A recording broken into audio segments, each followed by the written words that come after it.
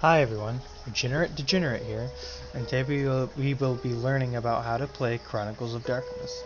This will be a primer on what Chronicles of Darkness is and what it is best used for, as well as comparing it to Old World of Darkness and New World of Darkness. Chronicles of Darkness is just like our world, just a bit darker. Think of horror stories from when you were a kid.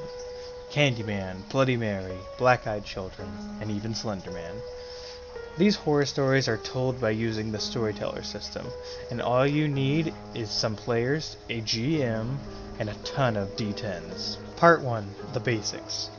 Chronicles of Darkness tend to be more roleplay than something you will see in Dungeons & Dragons, Call of Cthulhu, and more systems-based games. This is because the majority of the game time is spent role-playing instead of, rolling to hit a ghoul.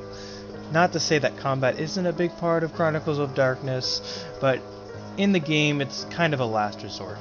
A good way to get your head around what Chronicles of Darkness is to think of movies like The Crow, Candyman as mentioned earlier, The Terminator, The Exorcist, and even True Detective.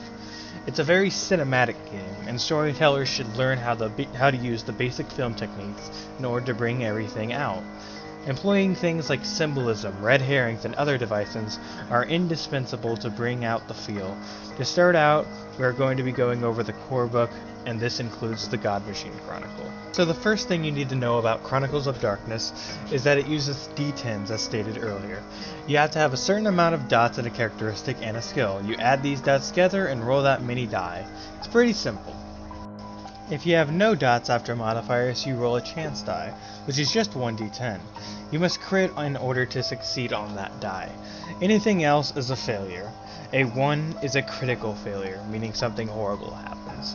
So let's say you have 2 dots in strength and 3 in athletics. You would add 2 and 3 and get 5 dice. You then add or subtract any of the dice modifiers from your equipment or the situation and roll. You must roll an 8 or more in Chronicles of Darkness in order to achieve a success. The base amount of successes needed is 1. If you roll a 10, that either counts as 2 successes or you can roll the die again. It all depends on your storyteller. If you get no successes, that's a fail. And if you roll no successes and that one of the dice includes a 1, that means it is a critical failure. There are many games for the Chronicles of Darkness line.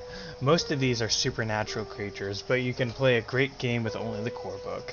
The God Machine Chronicle included in the back is something that you can use for almost every supernatural the game offers, as well as mortals. These supernaturals have their own books, but make sure to pick the second edition versions up, as the first editions were for New World of Darkness, which is the first edition of Chronicles.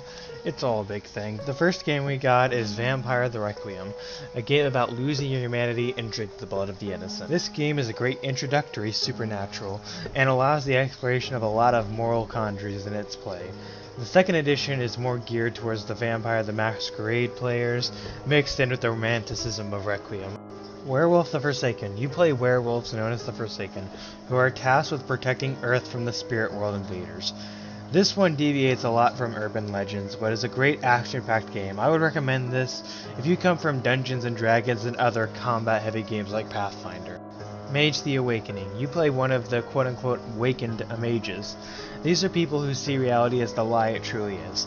The common people, also known as sleepers in-game, have no idea that magic even exists, and if they see you casting it, it causes something called paradox, in which the universe punishes you for your hubris. Great game for those who like politics and investigative mysteries. If you like Call of Cthulhu, I suggest you start here. Well, I hope you guys enjoy this time you had during this video. If you have any questions, leave a comment, like, subscribe, etc. You guys have a great day.